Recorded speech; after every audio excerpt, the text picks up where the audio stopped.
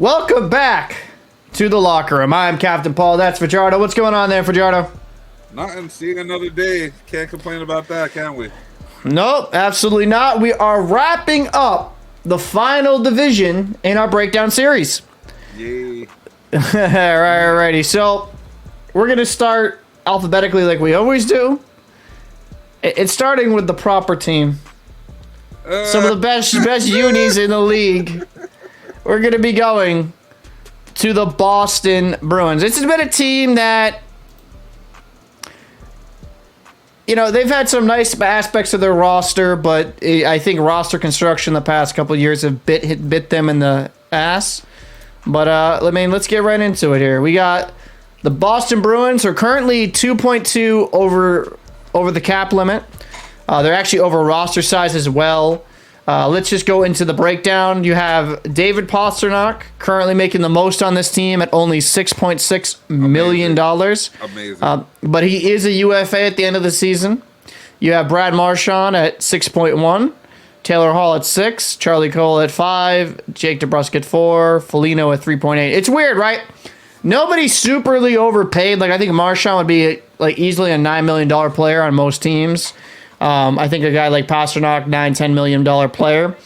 But the Bruins are really good at overpaying mediocre talent. That is like it's kind of frustrating because I think their top end, like they get these guys to sign cheaper deals, but then like their mid-level guys, they sign far over what they're worth value. Like I like Charlie Quill, but he's not a 5.25. Foligno is not even a $1 million player in the NHL. That's a whole different discussion. And then, most importantly, down here low, you got Patrice Bergeron resigning to a one-year deal for $2.5 million, and you had David Krejci sign again for a $1 million deal. So, bringing back some center depth. Obviously, both older guys, like we talked with the Penguins, but and then we got the notables on the back end. We got Charlie McAvoy at $9.5 million, young defenseman. He's a stud, locked up for the long term. Then you got Hampus Lindholm, came over from the Ducks, and he was good when he played for 6.5. He signed up for the long term. And then you got Linus Ullmark for $5 million, and you still got Swayman on that ELCU contract at only $925,000 per year. Ullmark at $5 million, that's okay, but let's get right into the depth chart like we always do. So with the Bruins, there's obviously going to be some roster construction differences here because of some injuries. Like Brad Marchand will not be ready at the start of the season. So they have AJ Greer. I don't know if I agree with this, but all right. So AJ Greer is their top. That's not right. Patrice Bergeron, Jake DeBrusk. I'd probably see Pavel Zacha slot in that maybe. You got on the second line. Let's actually go to the statistics. AJ Greer, 9 games, 1 goal, 1 assist, 2 points. He's been a preseason favorite. He's done well in preseason, kind of showed some speed, showed some grit. But I think people kind of overhype preseason. You have Patrice Bergeron coming back after his record-winning, fifth Selke Award or sixth Selke Award? I think it was fifth. It was a fifth. Record-breaking Hall of Fame, no doubt. 73 games last season, 25 goals, 40 assists for 65 points. Great defensive center, probably the best in the game. Jake DeBrusk, right wing, 77 games, 25 goals, 17 assists, 42 points. Not bad production. You got Pavel Zacha coming over in an exchange for Eric Haula. 70 games last season, 15 goals, 21 assists, 36 points. Yeah, David Krejci coming back out of retirement or kind of coming from overseas again. He didn't play last season. You have David Pastrnak, 72 games, 40 goals, 37 assists for 77 points. Elite production, good player. And this is where it gets a little interesting. They have Trent Frederick with 60 games played, 8 goals, 10 assists for 18 points. With Charlie Coyle, 82 games played, 16 goals, 28 assists for 44 points. With Craig Smith, 74 games played, 16 goals, 20 assists for 36 points. And then rounding out the fourth line, they have Nick Foligno, Tomas Nosek. Nick Foligno, awful season, 64 games played, 13 points. Nosek played well in a limited role, 75 games played, 3 goals, 14 assists, 17 points. He played like a fourth liner, which understandable for his cap pick. And then you got Mark McLaughlin, who's honestly, he's an interesting prospect. He played a little bit last year. 11 games played, 3 goals, 0 assists for 3 points. He's looked good in preseason, looked good in camp. I think this forward group is average. I just think it's average. Like when Marchand comes back, I would say probably above average. But I think not having Marchand to start out the season, we're going to miss him for a little bit of time. That's going to affect the offense here. You know, I do like Pavel Zacha, Krejci, and Pasternak kind of get all countrymen together. Maybe that will have Zacha reach that potential that people have talked about for years. But, I mean, AJ Greer, like when Marchand comes back, I see like a guy like Foligno in the press box. I think Greer I'd have on the fourth, either Greer or Frederick on the fourth line. And I think maybe Greer put him on the third line with Coyle and Smith. But, I mean, it's an average offense. It's not terrible. It's just not like outstanding. Your thoughts? I mean, I swear to you, this looks like a construction of a video game. Like they just said, all right, we're going to put everybody from the same country on the same line. And that's how we're going to run these lines. Let's go, right? Yeah. You know, and like literally, I mean, the first line's all Canadians. Second line's all, what is that, Czech Republic? Yep, the Czech. Right? Like, they're all Czechs. Then the third line's all Americans. And then the fourth line is where you get some diversity, right? It's like 2 Americans and a Czech. Oh, my God. Right? Yeah. But, yeah, as far as, like, their forwards go, these guys are a lot of these guys are proven players, and then you have some guys trying to prove themselves. And for a lot of these guys, it's their contract year, right? So we've stated this plenty of times in the past and other shows. When it's a contract year, everybody's balling out, right? Yeah. So everybody's gonna try and hit their highest horse. So I expect a lot of these guys to either keep their numbers the same or improve. They're very similar in their style when it comes to like overall play style to the Islanders, where they don't want to like completely wow you offensively. They want to grind it out, keep it close, and win by 1 goal. You know, very very close games. So this offense is geared towards that. All these guys are pretty good at grinding it out, grinding out their offense, you know, and making a slow build. But they don't really have that wow factor. Pasternak is the only guy that's like wow, right? He's offensively, right? Bergeron is their other notable like forward that's like wow, right? And that's because he's a very good defensive center that can also put up points, as you can see. But outside of that, it's like you said, it's very average. Yeah. And then with the depth that's in this division, it might still be able to hold out, just because they do have the experience on some of the other teams that have begun to go younger, right? Yeah. But again, they're going to be looking for something else on that third line.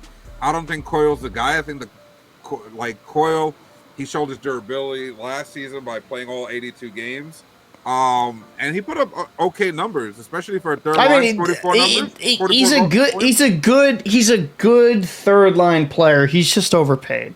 Yeah, that's the problem. Is they locked him up because he's a local boy, and I get that, but he's just overpaid. I mean, so like for me, not to cut you off, but like when Marchand comes back, because Bergeron offensively is underrated to some people because he's still, when healthy, usually around usually about a point per game player.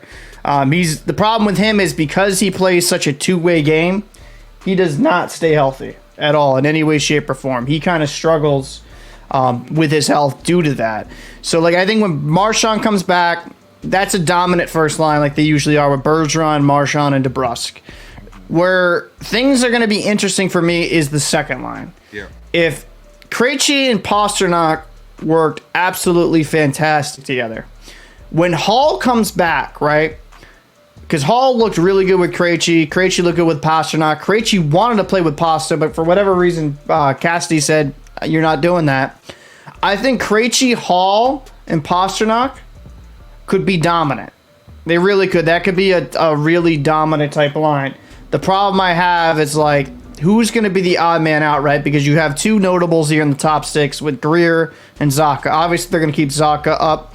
I mean, I see a guy like Frederick being expendable or Foligno being expendable. I think McLaughlin probably takes a step back once those guys get healthy. McLaughlin and Greer, just because they are on the younger end of the spectrum and they're still developing. Unless they solidify their position early and make it difficult for these guys to come back, then you're looking at somebody like Foligno to go ahead and have a seat, and maybe even get waived. I mean, right, and maybe even Craig Smith. I mean, he is on the older side. I mean, but he does put up solid production. So, you know, maybe Frederick or Smith. So those are three to four potential players that I think will be leaving the roster or being moved around a lot. Which again, it's going to be Greer, Frederick, Foligno, and McCollum. Those are the four. I do think if things click right, there'll be an above-average offense to maybe even potential being extremely good, like extremely great offense. But it's going to depend if Krejci didn't lose a step, and if if everyone can stay healthy, they'll be extremely, they'll be a good offense. Right. But right now, it's just a lot of hoping and wishing. So, let's get into the defense here. You got Hampus Lindholm, 71 games played, 5 goals, 22 assists, 27 points. Brandon Carlo, 79 games played, 6 goals, 9 assists, 15 points. Mike Riley, 70 games played, 4 goals, 13 assists, 17 points. Connor Clifton, 60 games, 2 goals, 8 assists, 10 points. Derek Forbort, 76 games played, 4 goals, 10 assists, 14 points. Jacob Zorbril, 10 games played, 0 goals, 3 assists, 3 points. I mean, obviously, McAvoy's not there right now. He will get back there. So I think when McAvoy kind of, comes back, you're going to have like either going to have a really like an amazing tandem with Lindholm and McAvoy, or you kind of like lengthen the talent a little bit. So I don't know. It's just going to be extremely interesting to kind of see how the construction of this goes, because Mike Riley looked really rough last season at times. Connor Clifton, I don't have much faith in him as a defenseman. I think he'd be better off transitioning back to a forward. And the one guy that I believe actually is going to be a dark horse candidate to like win the seventh man award is Jacob Zorbril. He played he got hurt very early, but like he looked really good last season. Like this is one of those draft picks, the 13, 14, 15, when they picked DeBrus, Sheshkin, and Zorbril. Mm-hmm. He was starting to finally figure it out and come into his own, and then he got a really bad injury. It was just bad luck. So he's looked good in camp. He's looked relatively decent. I'm expecting him to take step up, and I think it would be huge for the Bruins if you could have like a tandem of like Zorbril even on the left with McAvoy or Carlo. You know what I mean? Have a little bit more depth, because Zorbril I feel like has more potential defensively than like a guy like Connor Clifton or Mike Riley. But as of current construction, even with McAvoy, I think it's just like an average defense. Mm-hmm. Like there's like you have a really good tandem, but then there's just like a bunch of like Mike Riley, Connor Clifton, Derek Forbort. Like you have like I feel like you have 3 bottom pairing defensemen in your rotation. And I don't know if that's conducive to being an extremely good defense. We'll see, but I mean, that's my opinion. So what are your thoughts? I mean, I like what they do with their defense. They spread the time out pretty evenly, so nobody's overwhelmed by the end of the season. Nobody's extra tired. They spread out the minutes pretty well all the way across the board. You're right. As far as when McAvoy, it'll kind of change the dynamics of the defense. But with their situation currently being over roster size by 1, and even over the cap limit by $2 million, I think that maybe somebody the defense here goes. I mean, they do have some unrestricted free agents that have some better numbers and long term, have been around the league long term. Like if they move maybe away from Forbert, who has been mediocre at best, you take him out, you get rid of that $3 million cap hit, and let's say you pay someone like Anton Strawman, who you have as a unrestricted PTO free agent, right? Yeah, And then just put him at maybe a $1 million cap hit. Then you go by your cap space, and you have someone who can help that younger player like Zobril kind of really understand what it takes to be on good teams and so on, because Anton Strawman's been around forever, and he's always been a really good player, underrated in many aspects, but he's been on some Stanley Cup teams, I believe. So yeah, I think he was with Tampa for the first one. Yeah, I believe so. I'd have to kind of look back. Yeah, I would have to look, but he's been around, Yeah, he was. He was with Tampa with the first one, I believe. Yeah. Yeah, he's been around a lot of good teams, like teams that have been very competitive. So, he's 36, but you bring him in just to kind of hold down the third defensive pairing and help a young player develop along. That's the way to go. Because having Zobril paired with Forbert, I mean, I just think that you're wasting time and money there. I would have to agree. I think to me it would be Mike Riley or Derek Forbert that gets the boot, because they need to get rid of some cap. Yeah. And then it kind of comes down to who's the more appealing defenseman. I mean, some guys would probably say Mike Riley because he's got a little bit more offensive potential, but I think Derek Forbert is a solid bottom pairing guy. But I mean, Anton Strawman, I like what he brings. He was on a terrible team last season with the Coyotes, showed a lot of veteran leadership even in a bad situation. And, I mean, if you look at his career, he's always been a steady defender. Having that guy as like a seventh defenseman, sixth defenseman, like a rotational guy, I think would help some of these younger guys kind of learn. I think that'd be kind of important. So, I mean, what are your thoughts? What would you kind of give the rating there of the defense? Like average? I would say right now they're literally like right on the average line. They're not like on the high end of the average, but depending on what moves they make, if they make a few changes, they could easily be on the high end of the average, right before above average. And I think that's kind of that's all they really need. So with their game style, all they need is average. They don't need superstars back there.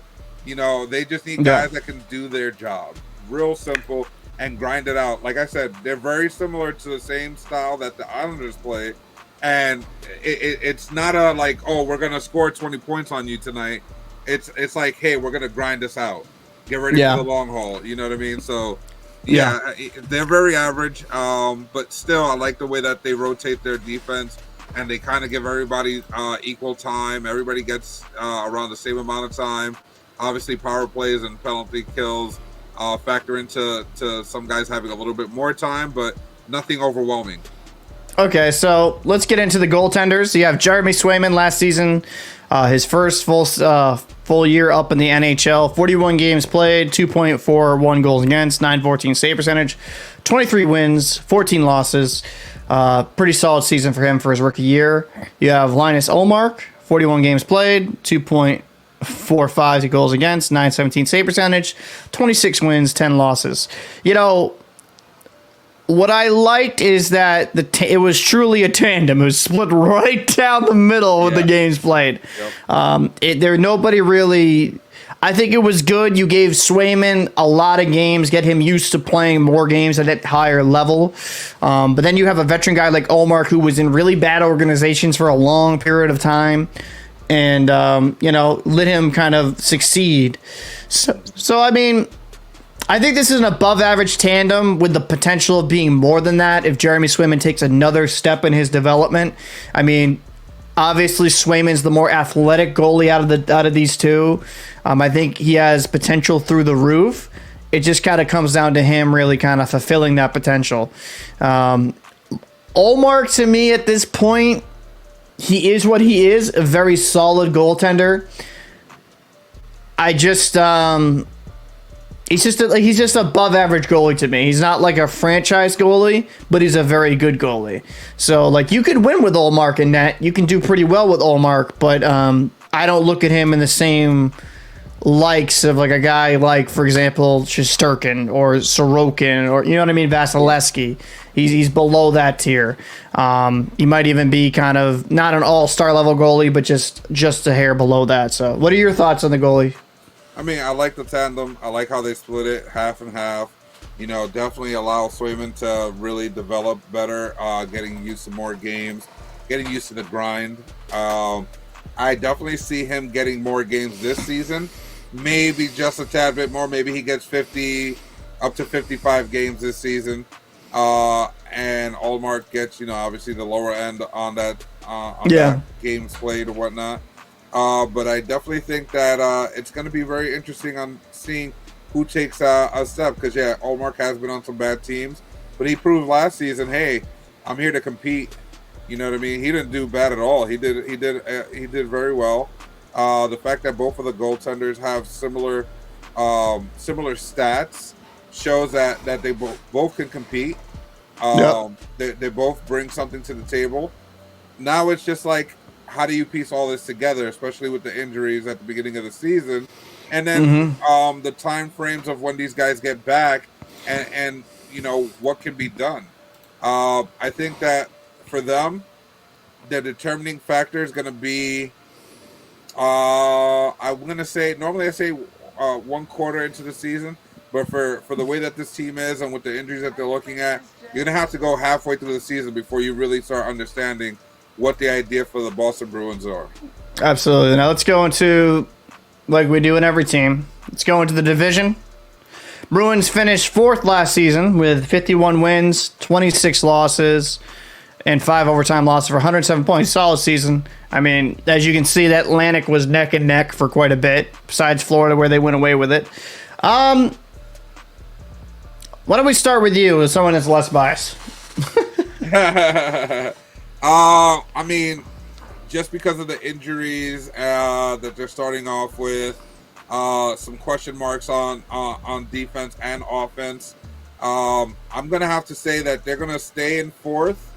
Maybe if things don't click as quickly as they hope, maybe even drop out of playoff contention and fall to 5th. I think they're gonna be.